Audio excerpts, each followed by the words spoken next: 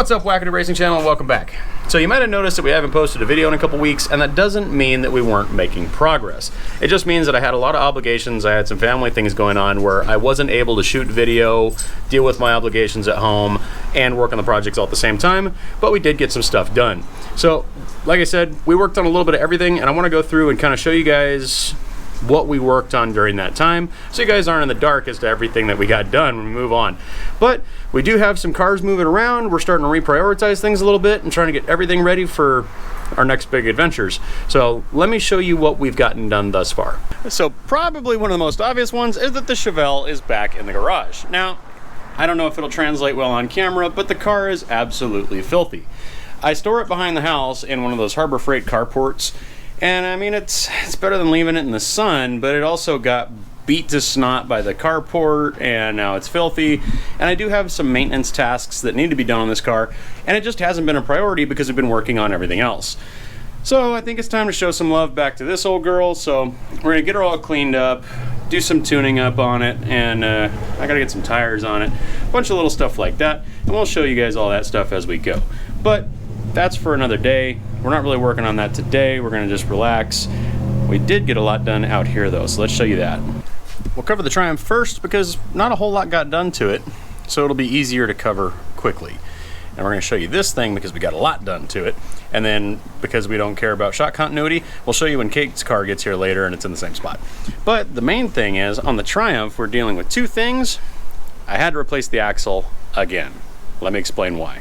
So while we have had axle problems with the Triumph ever since we put the turbo on it, we had a couple of ways that we could negate that and get away with keeping them in one piece a little bit longer. Now, when Cody came back from the dyno and he did this burnout,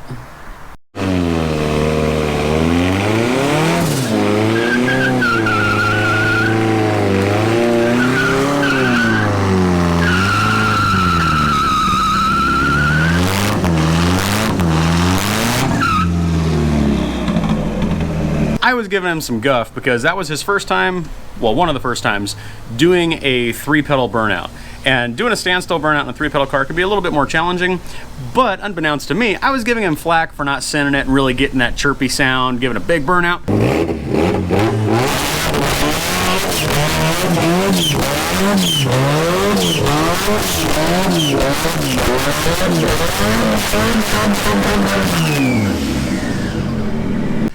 He was trying to keep the rear end from exploding because he's an adult and he's smarter than me.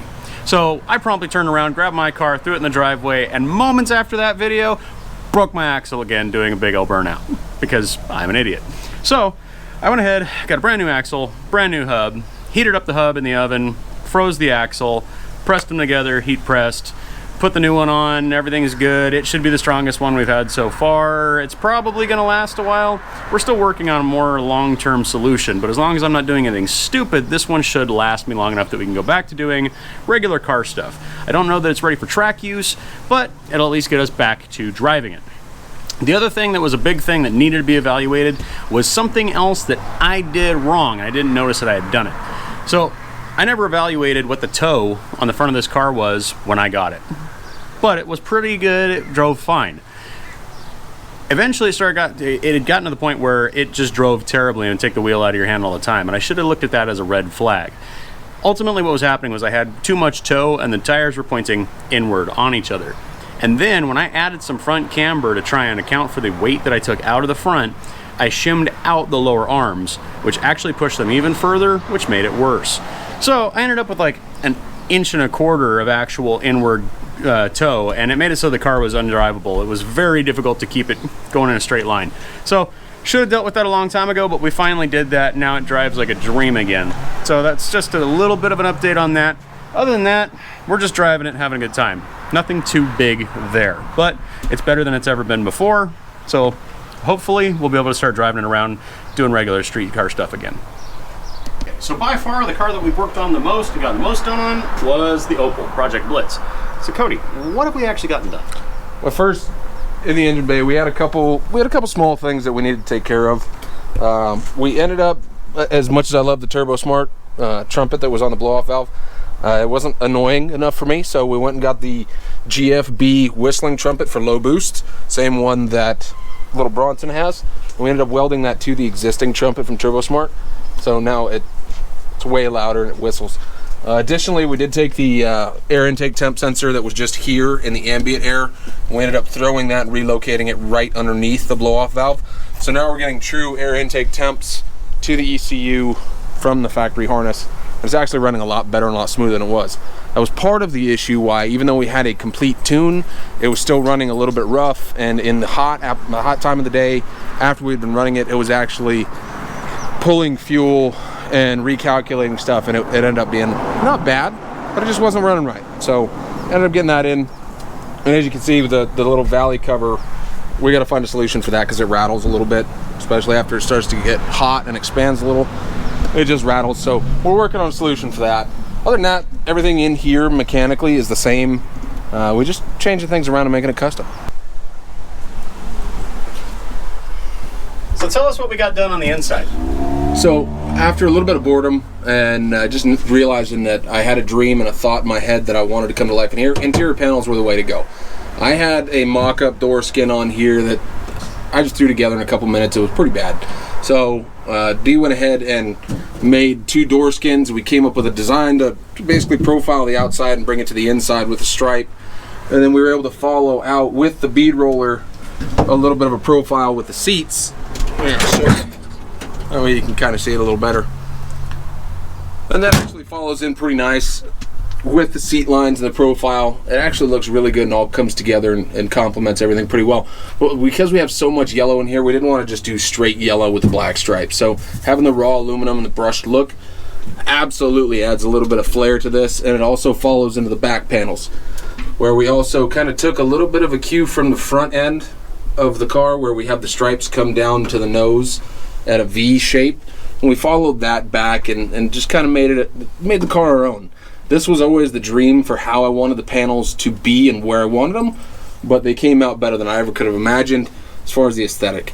It all ties in together really well, and it breaks up the interior so it's not just yellow. What about that sweet steering wheel? The steering wheel, finally got the steering wheel back on, and it's a SFI rated splined quick release hub. So, and that's not some Momo cute street car stuff. There's no rolling and dings. That's SFI certified. That is some race car stuff. There's legit race car stuff in it. It's actually more solid than the steering column right now. Steering column has a little bit of a warble in it. We'll figure that out. That's a couple bolts, not a big deal. It drives, it runs. This thing is turned into my dream so far, and there's still so much left to do on it, but it's great for now. Still going to tidy some of this stuff up. We're going to remake this, and then we're going to make a little bit of a center console for him to rest his elbow on to make it a little nicer when driving. And then you got a plan for the dash, right? Yeah, it's going to be kind of it's not a one-off, but the Miata dash cluster doesn't fit where the Opel dash cluster used to be. I'm going to reuse that front OE panel for the Opel, and I'm probably going to make it out of aluminum, just trace it out and make one out. I think I'm going digital dash, full digital dash. So that'll be able to get rid of the wideband, get rid of the boost gauge, and really kind of clean that area up and have room for buttons and switches and anything else that we need to do without losing any of that capability of having any gauges that we want at our disposal. So I got a plan for that. I'm in the works of getting it all put together and getting all the parts together right now, but we'll show you that later. Yeah, that'll be a pretty in-depth one. There's going to be some fab work there, and there's going to be a bunch of electronic work because you're going to be actually using something very unique and using a Raspberry Pi. Yep. We'll get more into what that means later, but for now, I think that's pretty much what we got going on here, and we're going to be working on this thing a bunch more in the next couple of weeks because it's got to be ready for Hot August nights, and that's coming up pretty quick. Faster than you can imagine. And one of the last things that we did end up getting was I got all new bushings front to rear for the underside of the car. So got all new poly bushings. That's going to be one of the main ones. Help this thing ride a lot smoother. It's 90% ready for on. We just got to tidy up a little bit more and put it on a trailer and take her to Reno. All right, let's see what else we got done. Okay, last but not least is Kate's car. And while we haven't done a whole lot to it, we did something pretty important. And obviously it's got these wicked LED headlights in it, and now we actually have power runs, so she does have the running lights hooked up. Let's show you how we got that done. So while it's not a super big, fantastic project, it was an important one. This entire engine bay has one 12-volt source. Almost nothing in the engine bay actually runs 12 volt. All the ignition stuff runs 6. So there's very hard to find keyed power to run things like the electric choke we added and stuff like that. So we went ahead and we found our signal wire and we added a relay powered extra fuse block. And now we have plenty of extra slots so we can go ahead and power more accessories later, like these LED headlights, and if we want to add a radio later, or if we want to put an electric fan on, that's far more possible now because we have a power source where we can just put on a connector and she's ready to go. So nothing too crazy big, but Kate has been driving it, and she drove it to work this morning, and it ran like a champ. It also went and did its first car show with us for the J&M Speed Center, and it drove perfectly the whole way there and back. There's a lot of improvement that still needs to happen because the suspension's a bit wishy-washy, but we kind of saw that coming. So more on that later. As another small side note, the ramp truck was getting absolutely ass-kicked by the sun. So a lot of our primers already faded, and because of this telephone pole, the birds kept crapping on it and really tearing it up. So we went ahead and repurposed where the Chevelle was. We got her in here. She actually fits pretty well, and hopefully it'll keep me from having to do all that body work and work on all that stuff more than once. But plan is, hopefully if we can get the Chevelle back up in order, we can go ahead and start working on this thing again for a little while and see if we can't get that Cadillac motor shoved in. So hopefully coming up here we'll be able to get this thing cleaned up right proper. That way if I've got time and availability, we can take the Chevelle and the Fairlane out and go do things with Kate. And then if Cody's got time, we can go ahead and take both of our little import cars out and go smash around, and we got kind of a vibe going on.